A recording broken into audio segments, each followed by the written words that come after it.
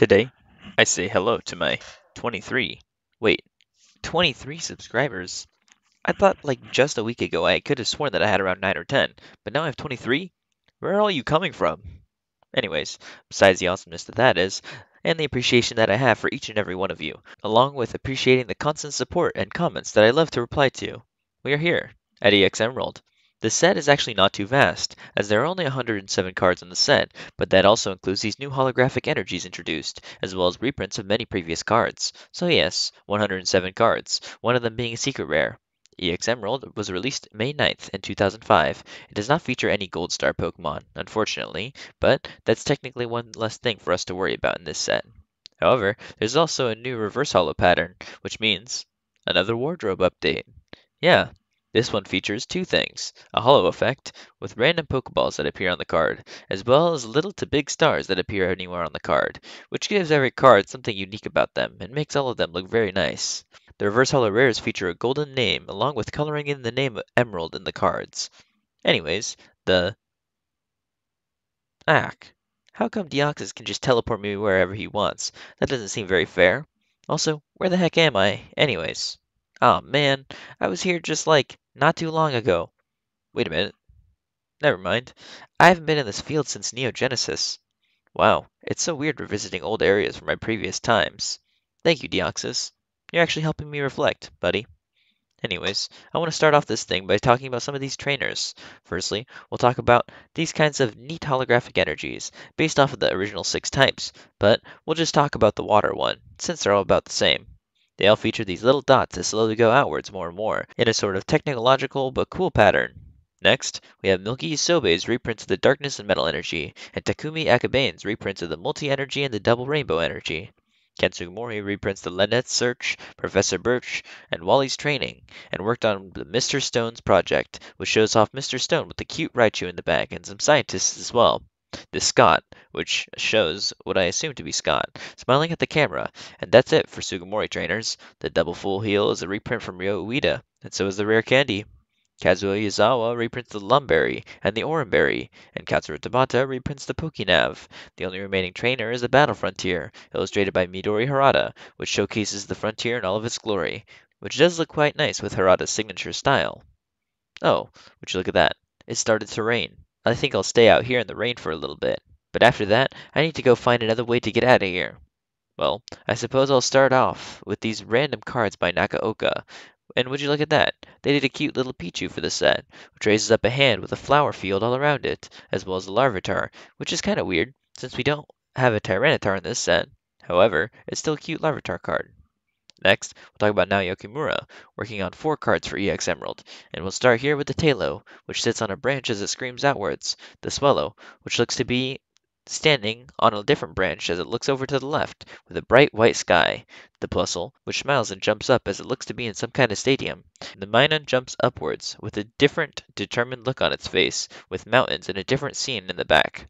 These cards by Kimura really make me appreciate that simplistic, almost etched style that Kimura has. Our next artist is Yuka Morii, who always shakes it up whenever they're in a set. Firstly, we have Zigzagoon, which looks up as it stands in a field of grass, the Baltoy, which looks right with a rock sitting in the back, the Linoon, which looks forwards with more grass in the back, with a missing patch where it stands, and the Clay Doll, which floats as some rocks sit in the background of the card. This style really is one of a kind, and it's sort of irreplaceable, as they've been doing cards for so long now. It's just nice to see such care put into these cards. What the heck? What are these engravings on the floor here? It reads, "Those who seek strength and those who seek answers, look for the story hidden behind the waterfall." What could that mean? Uh, I guess I'll look for it. Whoa, this looks to be where the waterfall would be. Anyways, we'll just talk about the next artist, being Atsuko Nishida, working on the Spoink, which jumps up in the air as the sun sets, the Snorunt, which looks forward and to the right with the sun hitting its face, the Mudkip, which looks left as it frowns and sprays deep orange water, the Gulpin, which faces right as leaves and trees sit in the back, the Feebas, which moves its fin in different directions and it looks back, the Swalot, which looks at the camera and its whiskers move freely, the Marshtomp, which splashes water everywhere as it smiles, the Grumpig, which emerges from a bunch of grass and flowers, smiling, the Relicanth, which floats through the deeper, murky waters, the Glalie, which generates frost all around it with an upset look on its face, and the Swampert Hollow, which looks back as it splashes water all around it. All these cards by Nishida absolutely have a place in this set, and it's nice to see them receive so many cards for this set in particular. Next, we have the legend to talk about, being Mitsuhiro Arita, working on the Trico, which glistens light off of it and looks back. The Shroomish, which looks at the camera upset as spores fly everywhere. The Cacnea, which punch a rock as it bounds forwards. The Grovyle, which crawls along the floor with a moon raised in the back. The Breloom, which opens its mouth as it swipes forwards. The Seviper, which looks forwards in the dune and readies its tail like a knife. And the Sceptile Hollow, which prepares to slice through the screen, which looks dark as well as menacing. These cards by Arita capture the best parts about the Pokemon and make me enjoy the cards just that much more. Now we have Masakazu Fukuda, moving away from the gold stars in this set to give us the Voltorb, which shoots out little zaps of voltage, the Pikachu, which does look kind of the same thing, but has a little bit of a thicker electricity, the Numel, which has a big looking face as it looks up at the flowers falling below it, the Electrike, which shoots out whiter electricity. I'm starting to notice a theme here. The Electrode does the same thing, but looks back grinning, with a shadow being cast to the right. The Camerupt, which looks at the camera and grins. The Manectric Hollow, which looks to the right as its mouth is open, and it looks like more electricity is in this card, which is pretty funny at this point. Then the final card that Fukuda did would be the Kyogre Hollow, which bounds out of the water, splashing stuff all around it, and it looks at the camera with a deep yellow eye. Fukuda's cards are always so dynamic, but it also always feels like Fukuda has these really long Pokemon, like they're very malleable, and always look a little bit different than how they're quote-unquote supposed to. Now, we've got the one and only, Kouki Saitou. They worked on the Rhyhorn, which dances up with its head down, the Meditite, which kicks as it stances, the Makuhita, which jumps forwards with its butt going forwards, the Volbeat and Illumise, which connect as they both smile. The Volbeat looks down, and the Illumise looks up. The Hariyama, which dances along, with its arms to the right side of it as its little cloth waves in the wind. The Rhydon, which punches forwards with the camera as the sun sets. The Nosepass, which busts rocks everywhere. The Kyogrenon Hollow, which swims through the ocean as water goes out of its mouth. The Groudon, which rests a hand on a rock as it enters some waters. Then we have the Rayquaza Hollow, which twists around as its head takes center stage, and its hand seems ready to strike. And then the Groudon Hollow, which raises rocks all around it with a disgruntled look on its face. All of these cards by Saitou are so nice. Honestly, the way that they illustrate these cards make me love the Pokemon all over again, and even gives me an appreciation for a Pokemon like Rhydon, who I don't typically look that hard into most of the time. Now we have Kagemaru Himeno, worked on the Spoink, which raises its arm as it stands in a swamp. The Ralts, which jumps around as a lens flare is seen on the screen, with an open mouth. A Feebas, which looks interested in some kind of Pokeball that's actually a fisherman's lure. The Electrike, which dances up as it poses, and misty fog can be seen in the sky. The Duskull, which summons wispy souls all around it in the blue backgrounds in the back.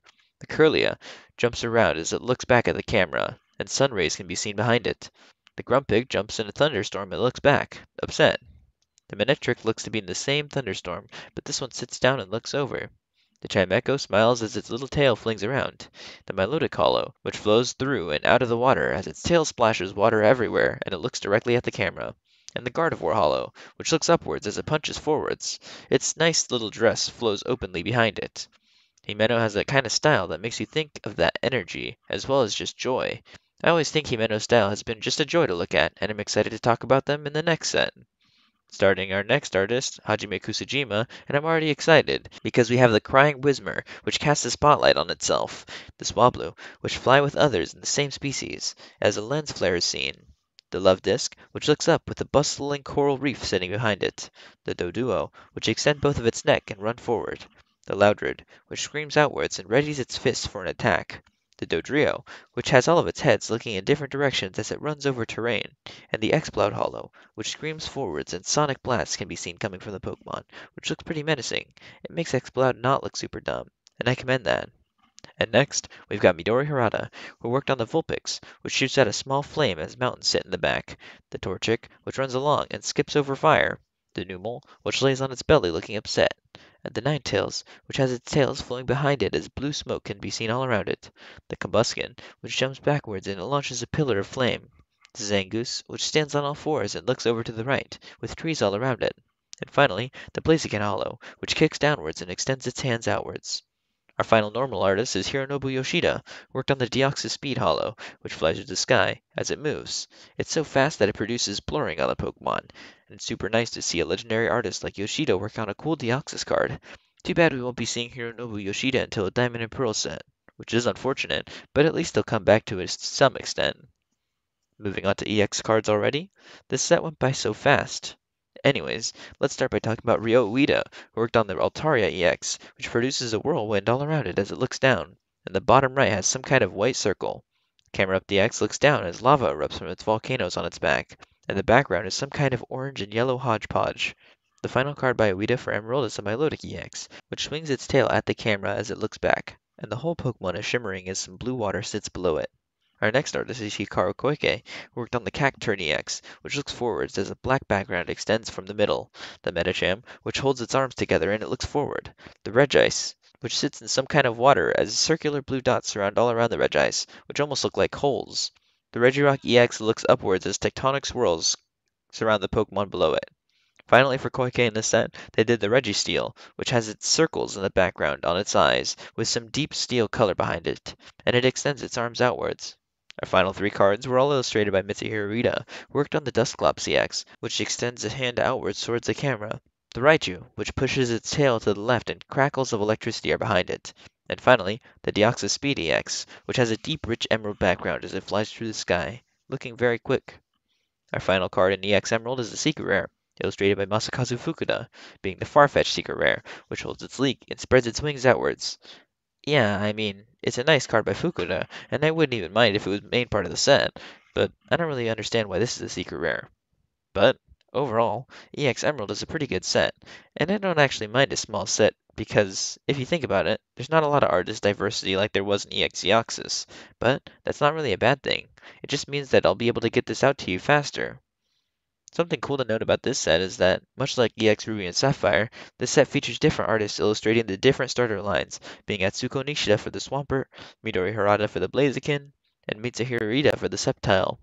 My favorite cards in this set are the Cacturn, Deoxys Speed, Milotic, and Regirock EX cards. And then we have the Deoxys Speed, Gardevoir, Kyogre, Milotic, Rayquaza, and Sceptile Holo cards. And then we have the Manectric, Seviper, Grovyle, Kirlia, Ninetales, Plusle, Feebas number 50, and the Voltorb. I hope you enjoyed the video.